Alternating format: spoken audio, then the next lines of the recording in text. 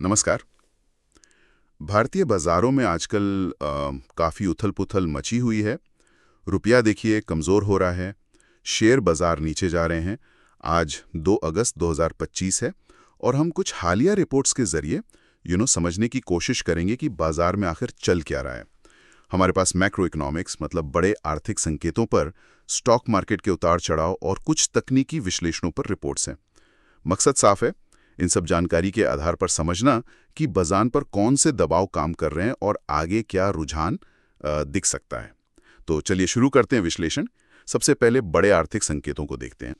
भारतीय रुपया डॉलर के मुकाबले काफी नीचे आया है। हाँ, ये 100 पैसे गिरकर 87.52 प्रति डॉलर पर पहुंच गया है 25 जुलाई के बाद से। ये गिरावट तो काफी ज्यादा है। हाँ बिल्कुल। इसके पीछे दो बड़ी वजहें हैं। एक तो विदेशी संस्थागत निवेश यानी FIIs वो लगातार पैसा निकाल रहे हैं, और दूसरा अमेरिकी डॉलर मजबूत हो रहा है। और डॉलर की ये मजबूती हाल ही में अमेरिका ने जो नए टैरिफ लगाए हैं ना, जी। उसकी वजह से बढ़ी है। अच्छा, टैरिफ की वजह से? हाँ, असल में अमेरिका ने भारतीय एक्सपोर्ट्स पर 25% तक टैरिफ लगा दिया है। इससे बाजार में एक बेचैनी का माहौल है। मतलब ट्रेड पॉलिसी को लेके अनिश्चितता बढ़ गई है और दुनिया भर में निवेशक थोड़ा जोखिम लेने से कतरा रहे हैं, जिसे रिस्क ऑफ सेंटिमेंट कहते हैं। तो हो ये रहा है कि वो भारत जैसे उभरते बाजारों से पैसा निकालकर सुरक्षित जगहों पर लगा रहे हैं, और इसी वजह से यहाँ से पैसा बाहर जा रहा है और बाजार में अस्थिरता बढ़ी है। इसी बीच एक खबर यह भी है कि प्रधानमंत्री मोदी ने भारत की आर्थिक मजबूती पर जोर दिया है। सूत्रों के अनुसार उन्होंने कहा कि देश तीसरी सबसे बड़ी अर्थव्यवस्था बनने की राह पर है और जीडीपी ग्रोथ भी तेज है। हालांकि उन्होंने बाहरी झटकों से सावधान रहने को भी कहा है। ये जानकारी हमें मिली है तो हम बस इसे रिपोर्ट कर रहे हैं, इसमें हमारा कोई पक्ष नहीं है। लेकिन अगर शेयर बाजार की बात करें तो वहां तस्वीर थोड़ी अलग दिख रही है। BSE सेंसेक्स और NSE निफ्टी दोनों गिरे हैं। 1 अगस्त को सेंसेक्स करीब 586 अंक और निफ्टी 203 अंक नीचे बंद हुआ है, और ये लगातार 5वां हफ्ता है जब बाजार गिरा है।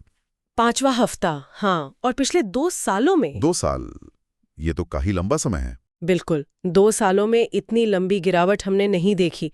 ये तो वाकई चिंता की बात लगती है। बिल्कुल। और तकनीकी चार्ट्स भी यही कहानी कह रहे हैं। निफ्टी ने 24,600 का एक अहम सपोर्ट लेवल तोड़ दिया है।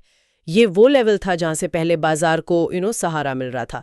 साथ ही घंटे वाले चार्ट पर अगर देखें तो निफ्टी अपनी 50 EMA और 200 DMA मतलब छोटी और लंबी अवधि के जो औसत भाव हैं उनसे नीचे ट्रेड कर रहा है। ये आमतौर पर बाजार में कमजोरी का साफ संकेत माना जाता है। अच्छा। विश्लेषकों को लगता है कि ये गिरावट 24,400 24,450 तक जा सकती है। नीचे की तरफ 24,180 जो 200 दिन का EMA है, वो एक बड़ा सपोर्ट लेवल होगा। और अगर बाजार ऊपर जाता है तो 24,800 25,000 के स्तर पर इसे रुकावट मतलब रेजिस्टेंस मिल सकती है। आपने EMA DMA की बात की, ये औसत भाव होते हैं ना, और इनका टूटना मंदी का संकेत है। अच्छा, और ओपन इंटरेस्ट का क्या हाल है? डेरिवेटिव्स में क्या चल रहा है? हाँ, सही समझा। ओपन इंटरेस्ट विश्लेषण भी इसी तरफ इशारा कर रहा है। निफ्टी फ्यूचर्स में शॉर्ट बिल्डअप देखा गया है। इसका मतलब है कि कीमतें गिरने के साथ साथ ओपन इंटरेस्ट यानी बाजार में जो खुली हुई पोजीशंस की संख्या है वो 23.1% बढ़ गई है।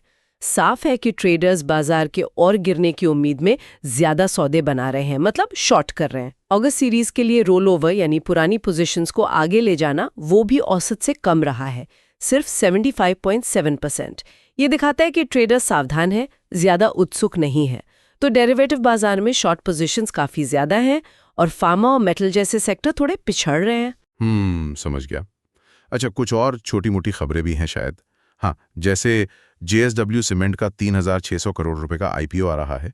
लिस्टिंग 14 अगस्त को है। फेडरल बैंक को उम्मीद है कि वित्त वर्ष 26 में कॉर्पोरेट लोन 8-10% बढ़ेंगे। और आज PM किसान योजना की 20वीं किस्त करीब 20,500 करोड़ रुपए 9.7 करोड़ किसानों के खातों में भेजे जा रहे हैं। इससे शायद ग्रामीण इलाकों में खरीदारी को थोड़ी अल्पकालिक मदद मिले। हाँ, और एक छोटी सी सूचना, GST का कॉमन पोर्टल आज और कल रिकवरी ड्रिल के लिए बंद रहेगा। तो अगर हम पूरी तस्वीर देखें तो एक तरफ बड़े आर्थिक दबाव है, रुपये पर दबाव, टैरिफ का असर, एफआईआईज का पैसा निकालना। दूसरी तरफ तकनीकी संकेतक भी कमजोरी दिखा रहे हैं। सपोर्ट टूट गया है, औसत भावों से नीचे ट्रेडिंग हो रही है, शॉर्ट पोजीशंस बन रही हैं। ये सब मिलकर बाजार में बेरिश मोमेंटम यानी मंदी की तरफ झुकाव और रिस्क ऑफ माहौल मतलब निवेशक जोखिम से बच रहे हैं, इसका साफ संकेत दे रहे हैं। इसीलिए विशेषज्ञ फिलहाल सतर्क रहने और शायद हेज्ड या रक्षात्मक पोर्टफोलियो बनाने की सलाह दे रहे हैं। ठीक है। तो कुल मिलाकर मुख्य बातें हैं, रुपए पर दबाव बना हुआ है, टैरिफ का असर दिख रहा है, बाजार में तकनीकी कमजोरी है और निवेशकों का रवैया सतर्क है। ये साफ दिख रहा है कि बाहरी आर्थिक हालात बाजार की चाल और सोच को कैसे बदल रहे हैं। ये सब तो ठीक है, लेकिन यहाँ एक सोचने वाली बात ये भी है कि इन बाहरी दबावों और पीएम किसान जैसी घरेलू कोशिशों के बीच क्या कुछ ऐसे अनदेखे मौके या जोखिम भी हो सकते हैं जो अभी सतह पर नजर नहीं आ रहे, खासकर कुछ चुनिंदा सेक्टर या निवेश के तरीकों में। शायद इस पर गौर करना चाहिए आगे।